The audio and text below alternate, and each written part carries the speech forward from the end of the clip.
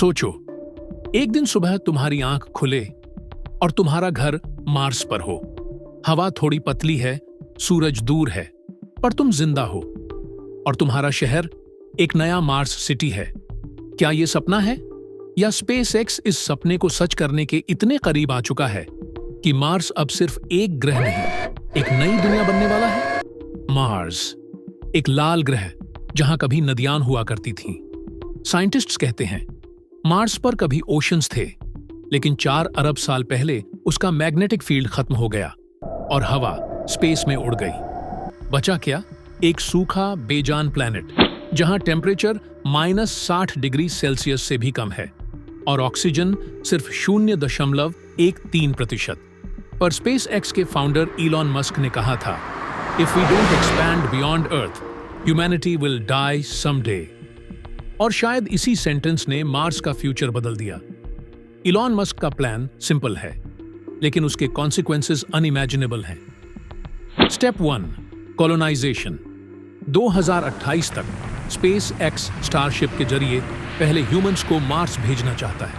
वहां base camps बनेंगे, oxygen generators, green houses और रिसर्च डोम्स के साथ। Step 2, terraforming. मार्स को धरती जैसा जीने लायक बनाना। पर कैसे? इसका जवाब भी उतना ही रहस्यमय है जितना मार्स खुद।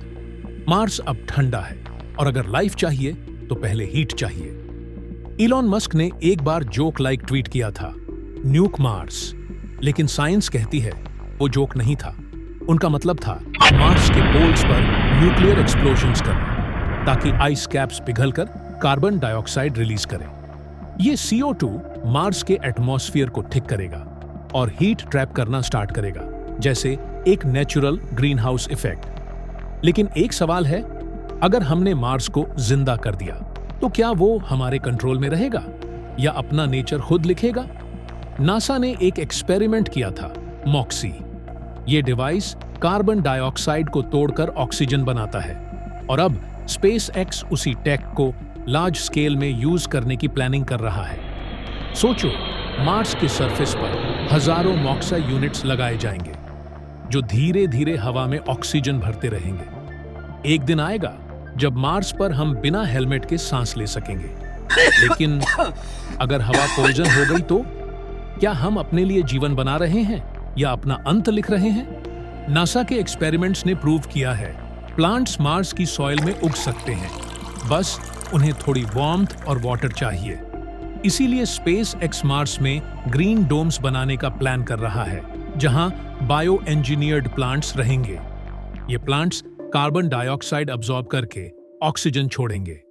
स्टेप बाय स्टेप मार्स का रंग लाल से हरा होने लगेगा।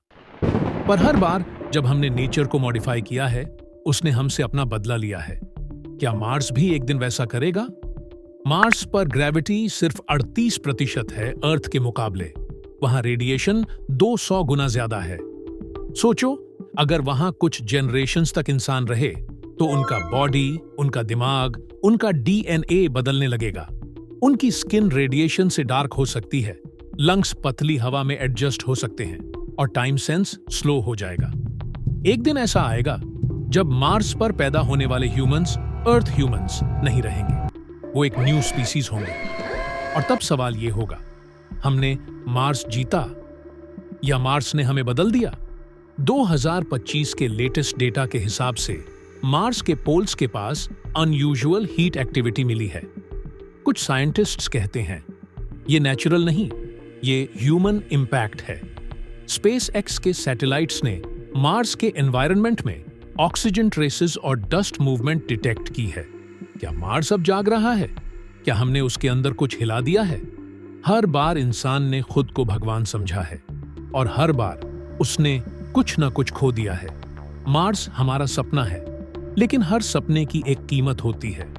अगर हमने मार्स को जिंदा कर दिया तो क्या हम खुद जिंदा रहेंगे? क्या ये टेराफॉर्मिंग नहीं बल्कि रिफॉर्मिंग ऑफ ह्यूमैनिटी है? सोचो, जब मार्स पर पहला पेड़ उगा होगा, वो हवा पहली बार चली होगी और पहला इंसान बिना मास्क के सांस लेगा, तो क्या वो खुशी में रोएगा या डर में?